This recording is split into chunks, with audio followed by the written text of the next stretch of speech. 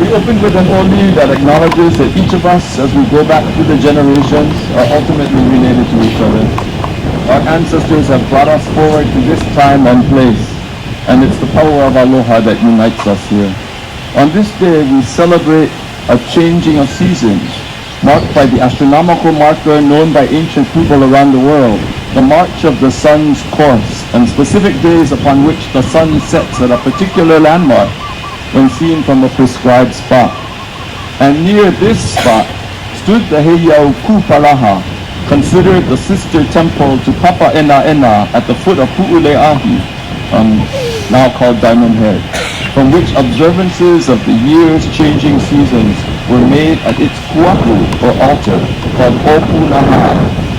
As we gather today to make our observances from this ancient site, we begin with a hula velina, a hula of welcome, dedicated to the god of fresh water and sunlight, Kane.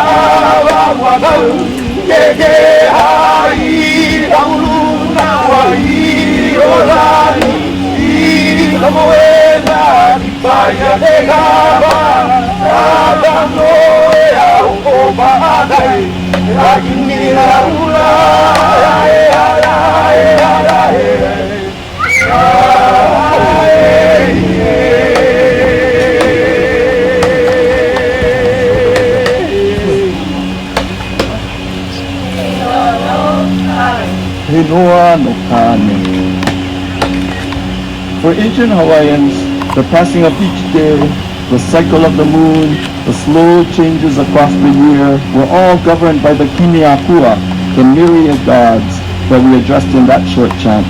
We have been in the season of Ho'oilo, the so-called Hawaiian winter, when rains are frequent and the days and nights are cooler. It's marked by the Makahiki, a time of peace and celebration of the god Lono. And as his season passes, we acknowledge his recent prominence with chants to Lono.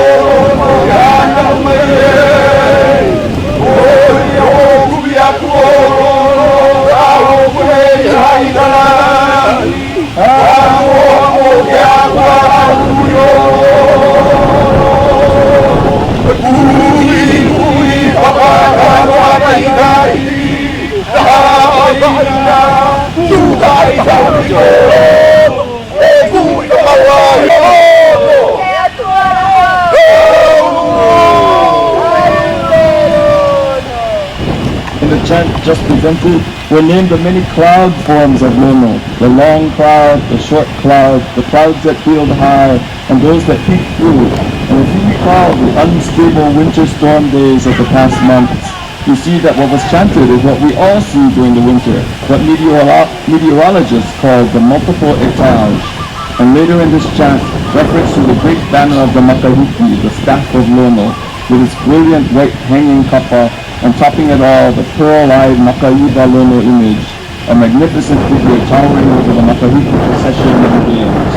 So the line of chant that says, Amo amo kia kuala au nui o Lono, resplendent is the great wooden figure of Lono.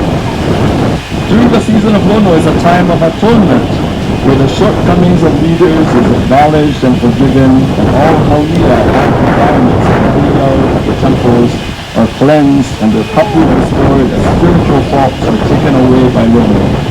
We present one of these chants of atonement for you now. Lono itawali Lono limo Lono maulani Lono itanamainu Lono ikabakaiwa Lono ikionelawea Unie Lono ekalaeno Yana halau kiani ikan Kalai halau kiani ikan Kalai halau nakahuna Kalai halau kahu Kabakainan Pule kalai kaya yao eno Amai tangga kono Kawaino na kaanana kono Kono susumiyano Akia mama wano Uango ake dingo kapuya go heiau e te akua Uango awale heiau no te akua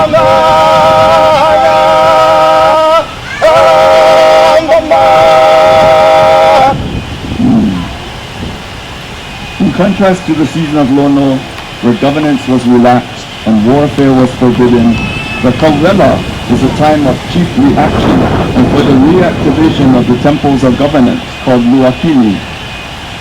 These heiau are dedicated to Puʻu, the god of warfare, of chiefly governance. Puʻu was one of these Luakini heiau that stood very close to this spot. The most exalted of the many manifestations of Puʻu is Puʻu, who resides in the highest strata of the atmosphere and is the head of all of the true gods.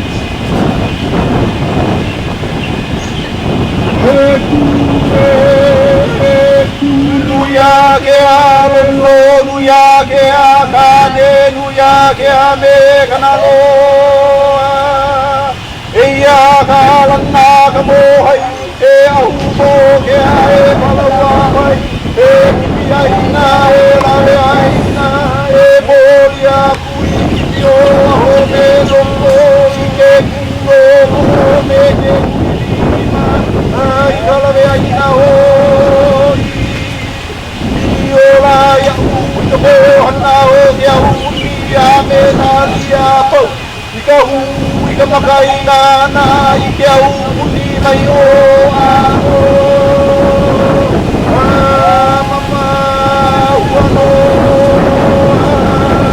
In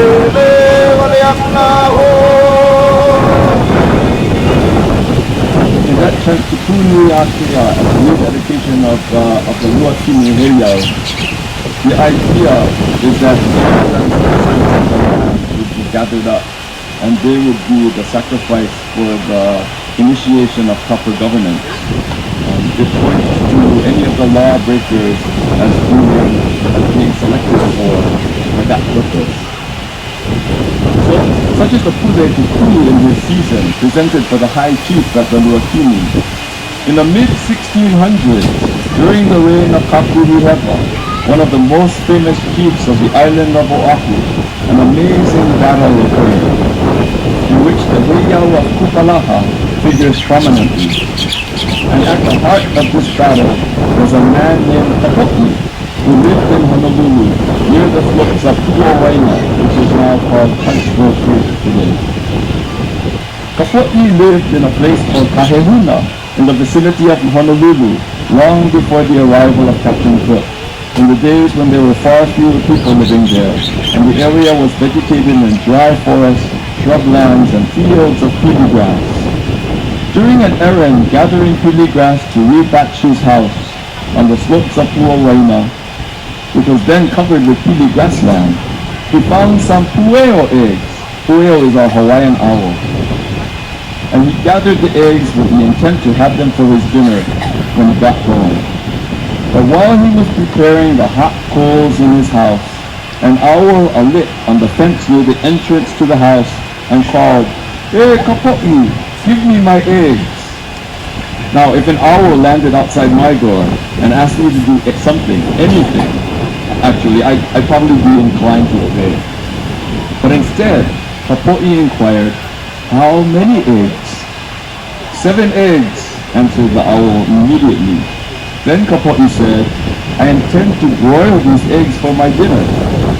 The owl repeated his command, "Hey, Kapolei, give me my eggs." But Kapolei persisted, "I'm going to broil these eggs." Finally the puʻu told him, "You are heartless, Kapolei, if you do not return my eggs." And Kapolei relented and told the owl, "Come fetch your eggs."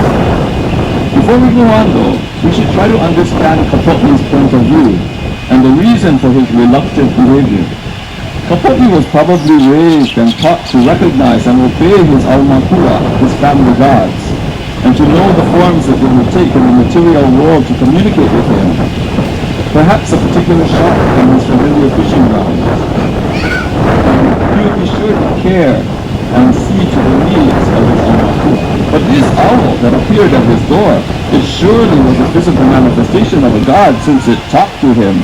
But he certainly did not recognize this new supernatural presence in his life. How would he know if it was benign, or perhaps it meant ill for him?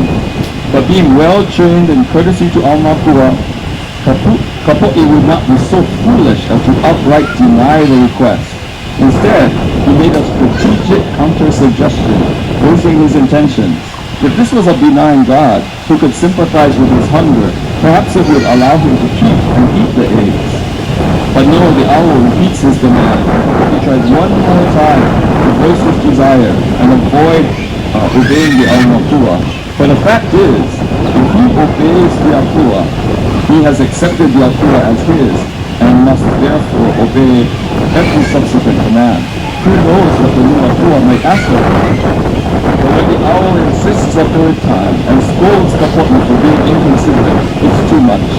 Humans who deny the gods often come to ill ends, so Kapolei relents, even though he knows he will have to now be obedient to his new owl aumakua.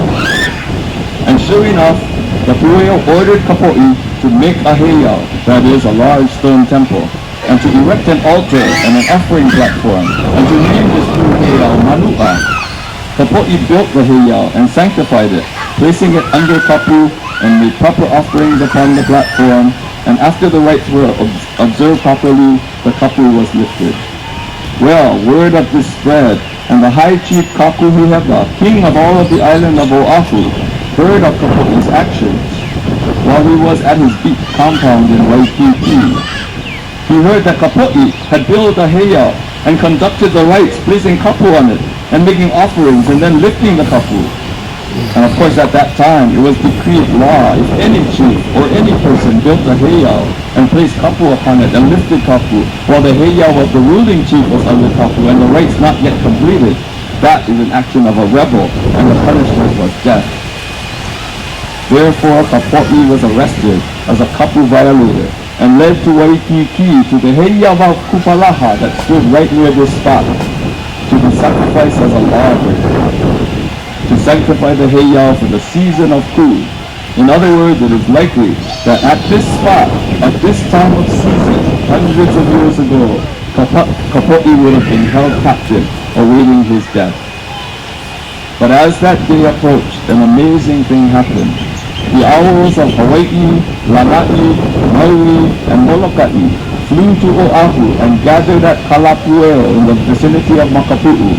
The owls of Oahu grouped themselves at Kamonea Kapueo in Nukuanu Valley, and the owls of Kauai and Ni'ihau all gathered at Pueo Hululu near Moanalua Valley.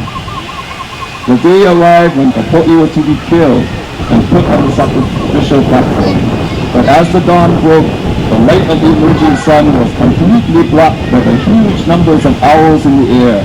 The owls flew in and clawed at the faces of Kakuhihewa's warriors, at their eyes and noses, and defiled the army of Kakuhihewa, showering them with their droppings. To this day, the place just down the road here is called Kukaimunahi Akapueo, scaly droppings of the Puʻu. The owls were victorious over the men of Kakuhihewa. But Kakuhihewa was not some evil chief, but instead recognized from this supernatural battle that Kapolei had not been roasting and disobeying him, but only being obedient to a higher authority. And he told Kapolei, "You have an apua of great mana." So Kapolei was spared, rescued from certain death, and mana was conferred on the deified owl, and the owl god's name is Kukawakahi. The story of Kapolei and Kukawakahi is celebrated here in a hula created and choreographed by our dancers and danced to a mele composed by our chanters. In it, you will see Kapolei pulling pili grass, finding the eggs, being interrupted by the owl god Kukawakahi and accepting him as his akua, building a heiau for him in conflict with the orders of the high chief Kakuhihewa.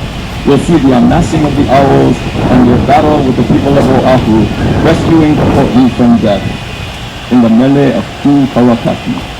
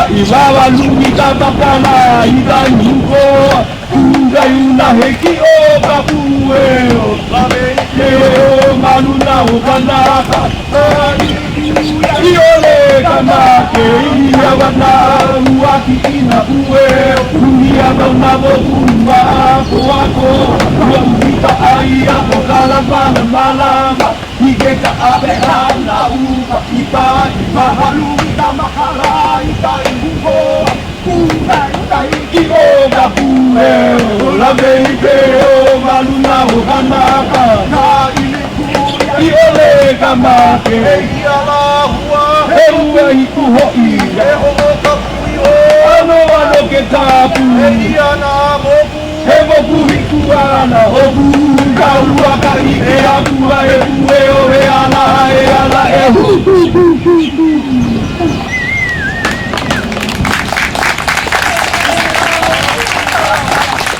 Helele no Puʻu Kawakahi. So Kapolei is rescued by the owl Puʻu Kawakahi and his army of owls. The theme of rescue from certain death and of owls and luakini heiau find their way into a chant of healing called A'ai Mano that we want to share with you today. The words to A'ai Mano are on that tree over there. I don't know whether or not the words are big enough for you to see. But if we look at the meaning of the words, A'ai Mano, Inone o Kapolei o Kanimayana o Kona Luakini, and that roughly translates to malingering illness causes the owl to fret and hoot at his luakini heiau. Ina e ke kamali'i hiki lele na o hanae. In other words, if the child should turn abnormal, if he should stray from normalcy and into illness, the entire ohana is perturbed. And in this case, ohana is just not the living immediate family, but the lines of family behind the sick child into the realm of the aumakua, the family god. Ekekia. So extend the prayer of healing. Lono end this illness, Lono. He is healed. So that is the puʻu. It's a very short one and a very obscure one. You would wonder, why is this puʻu to healing talking about owls hooting and heiau, luakini heiau? But now that you know the story of Kapolei and the rescue of Kapolei from certain death by his owl aumakua, you can understand the idea of a person being desperately ill and being rescued by his aumakua from certain death and brought back to health again. So, we will chant A'ai Mano. And so, if you have anyone in mind that you know would benefit from this healing, think on them as this puʻu is sent out.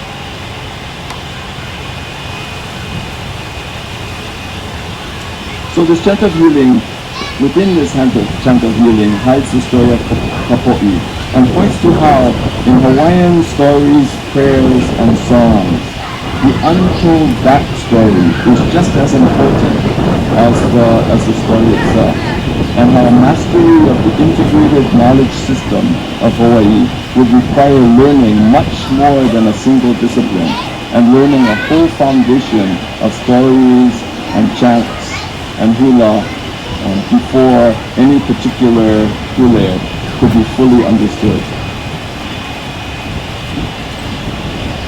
Today, as we stand at this site, once occupied by Puʻu heiau, not a trace of the heiau remains. Much has been lost over the centuries. The winds of change have blown them away. This is why we come here every year, so that such things are not forgotten. And this philosophy is expressed even in the instruments that we use. Of these, one of them, called the wewe, which is a hollow gourd with a single opening and a long cord whirled about to produce sound. It was once almost never seen in hula, but is enjoying a resurgence today. The winds of today are what give this instrument its voice. As the wewe is whirled rapidly, the wind whistles through it and provides accompaniment to our next hula. Makanikuhonua is a chant that evokes the wind and points to the connection between wind and voice. Voices calling, voices listened to, voices of birds on their nests, and continuity of life and learning, following on the legacy of Kamehameha.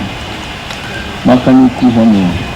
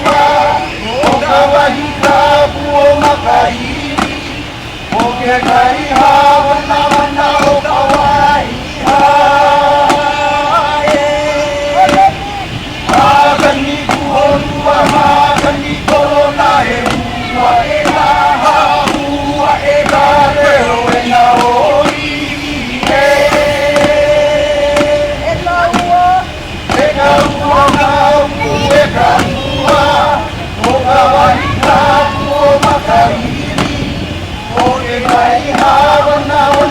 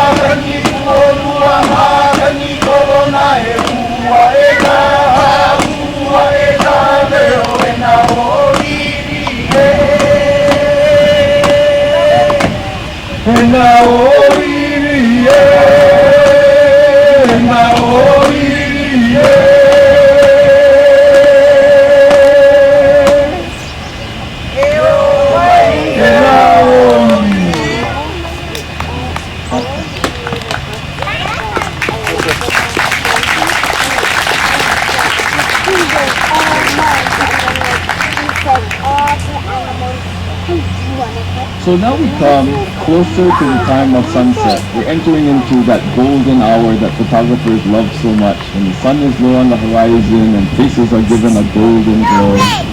But it also affords us a little bit of time to learn the chant to the sunset. And in this case, we want all of you to participate.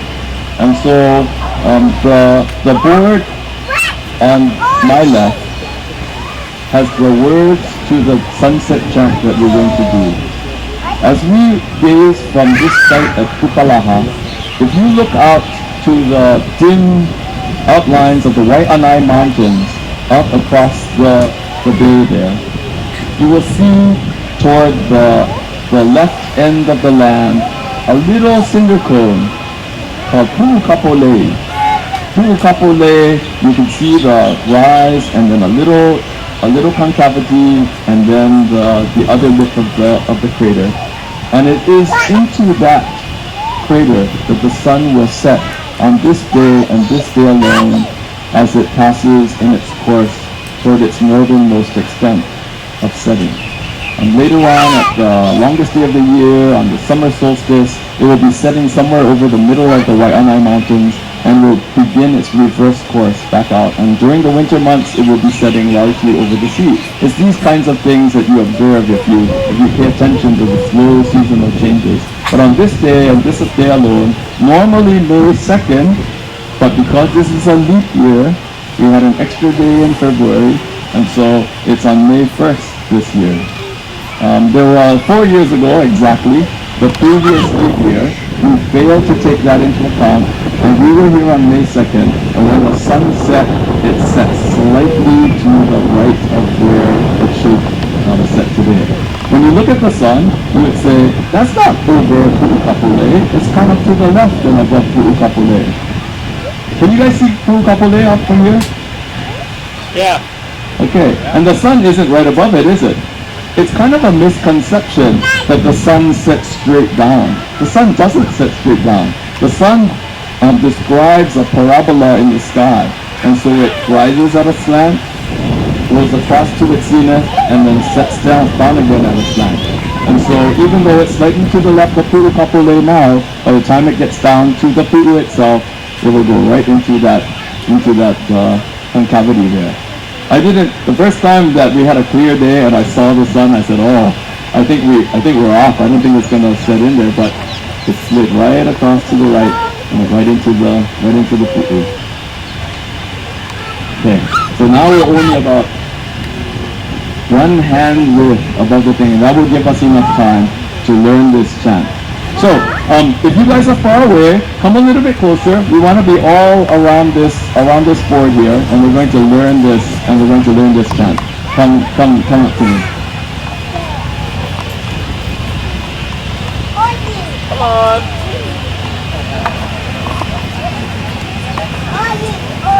What we're going to do is, after we learn this, we're going to take this board up to the edge of the sea, up to that wall over there. We'll all stand along the wall. You'll all be able to see the words.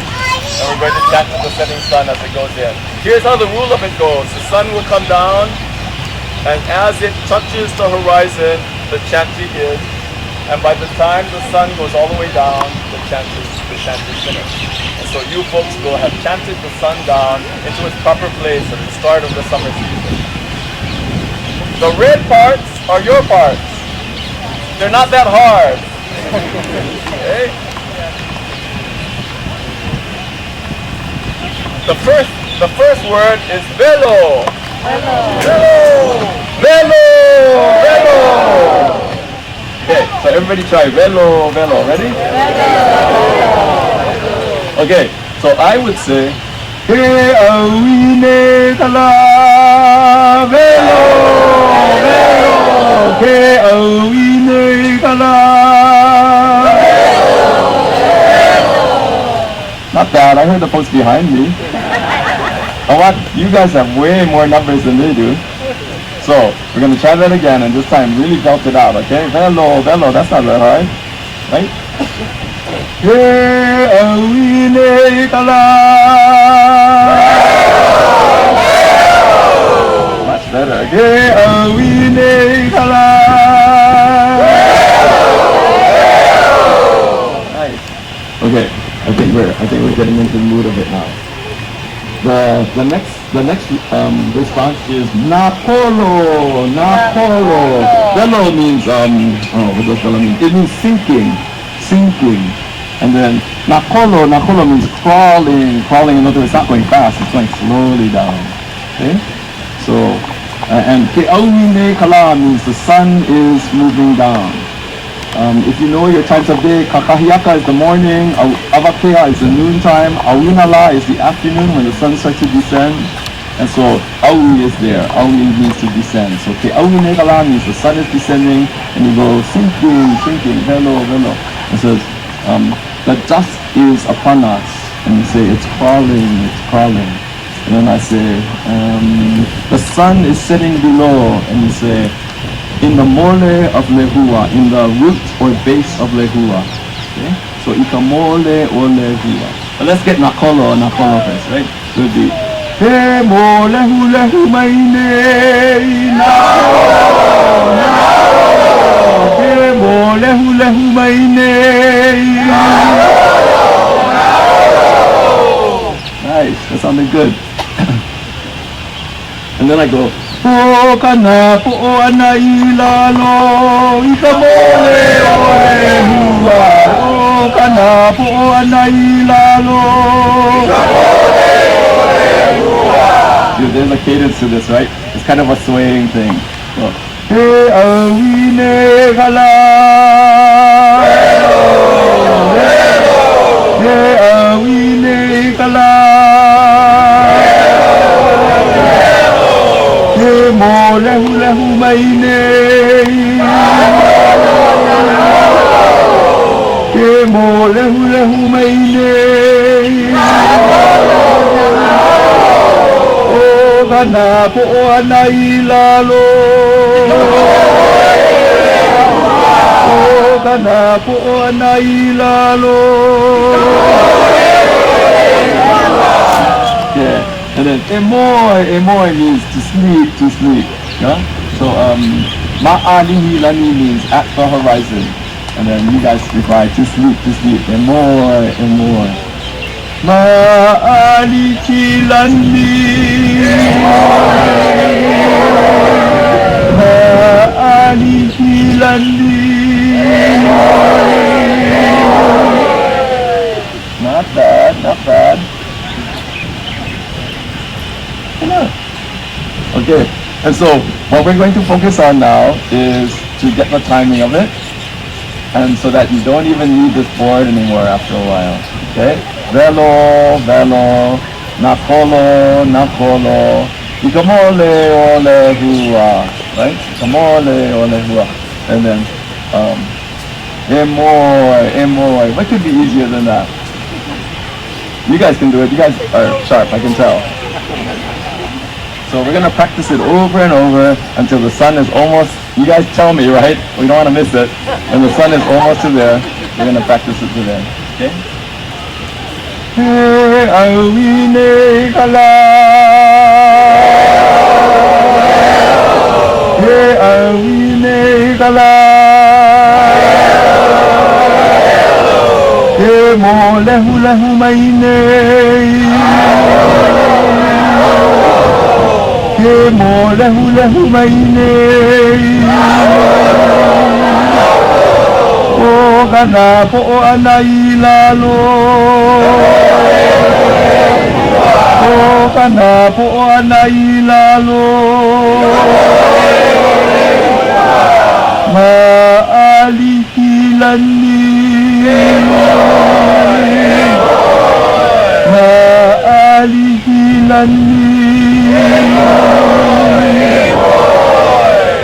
So, the rule of Puʻu or Oli is that a kapu is if you start it and you go all the way to the end, then the kapu is complete and you can complete the thing.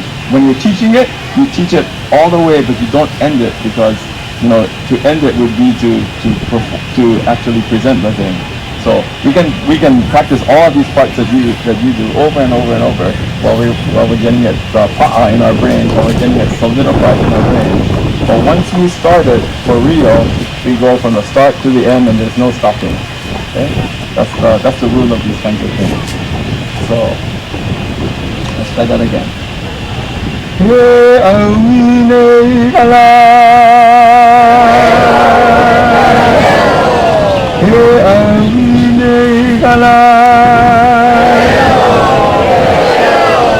He mo lehu lehu mai nei. He mo lehu lehu mai nei. O kana po o ana i lalo. Okay, so when we do that line, when I go, o kana po o ana i lalo, I kamole o lehu. You have to stick to the beat of it, right? So don't start too late. When I go, o kana po o ana i lalo, I kamole o lehu. O kana po o ana i lalo. Much better, much better. Okay. Maalihilani.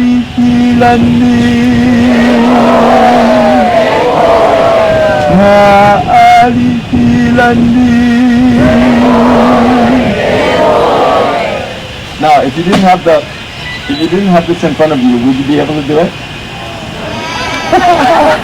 I think we're getting there. Okay. What's the first response?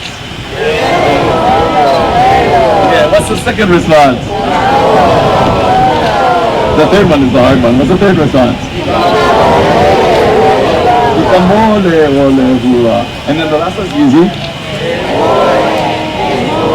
See, you can do it without the paper. Maybe we won't even take the paper to the end. No, I think we will.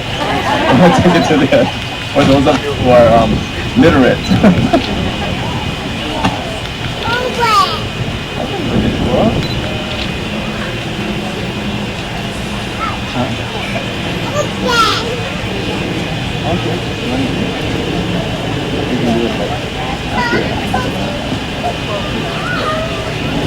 Okay, we're going to practice it a couple more times. And then I'm going to tell you what's going on as we're doing this over here. Because you are participating in an island-wide phenomenon. It's an interesting thing. But let's practice it one more time.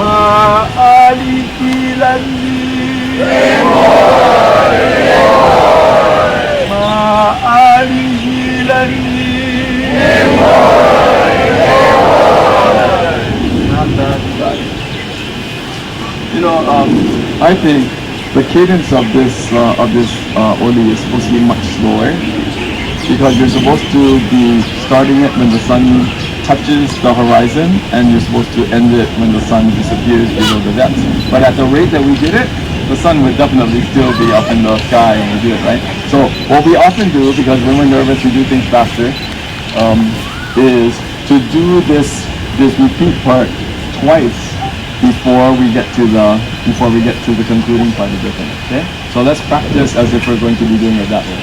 Ready?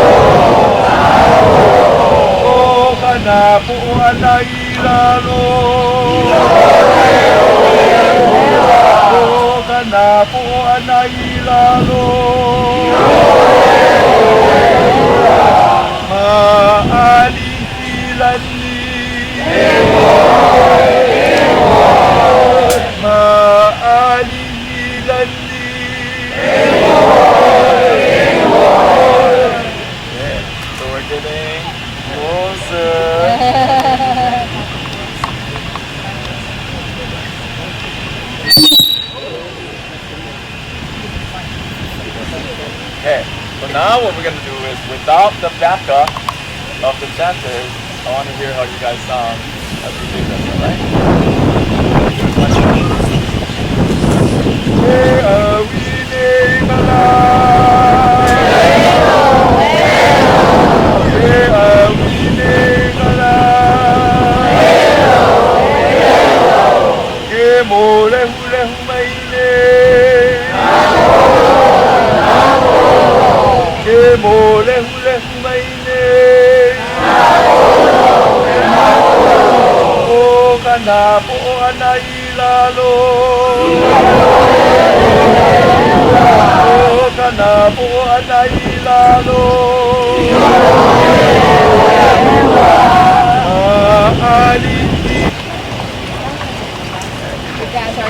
Okay, tomorrow night.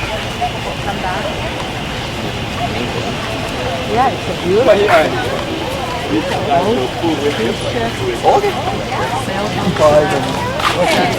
That way, north, yeah, so I would say okay. Yeah.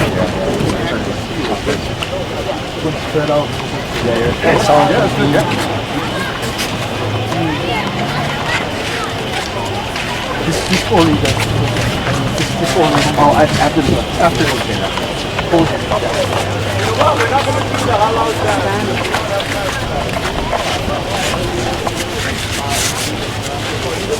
That's early. It's only 7.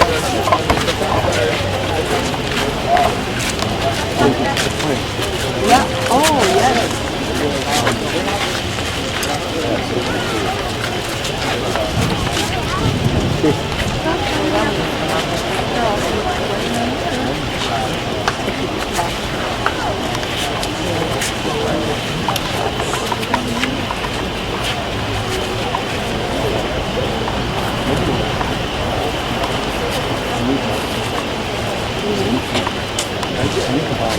Well, we'll buy it.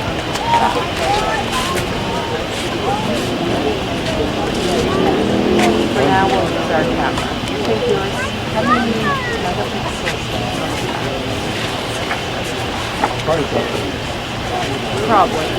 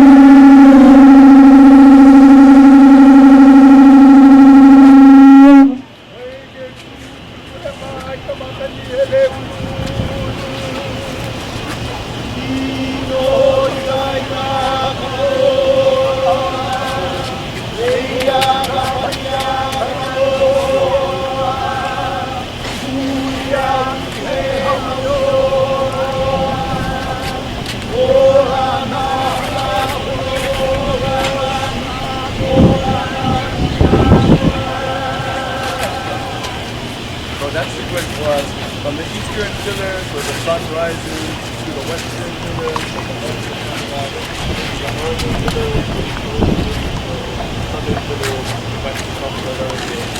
We lived in the realm of Kamaloa. And here is the edict of Kamaloa. Strive for good work. Work for the opportunity.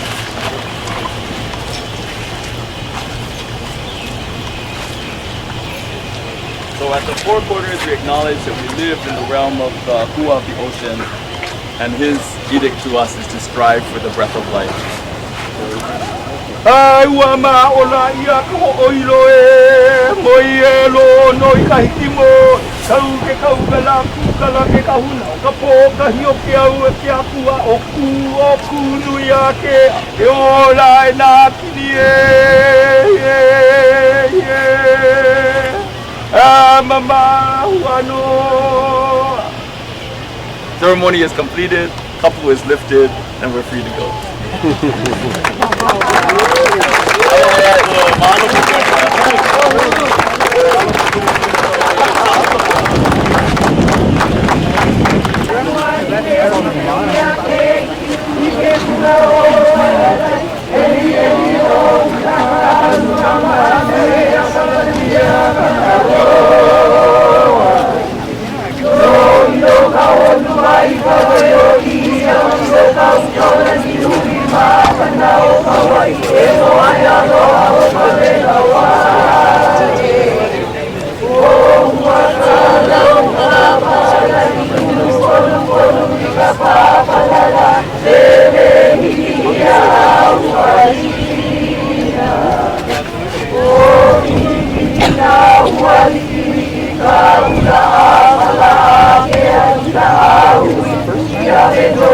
Lono.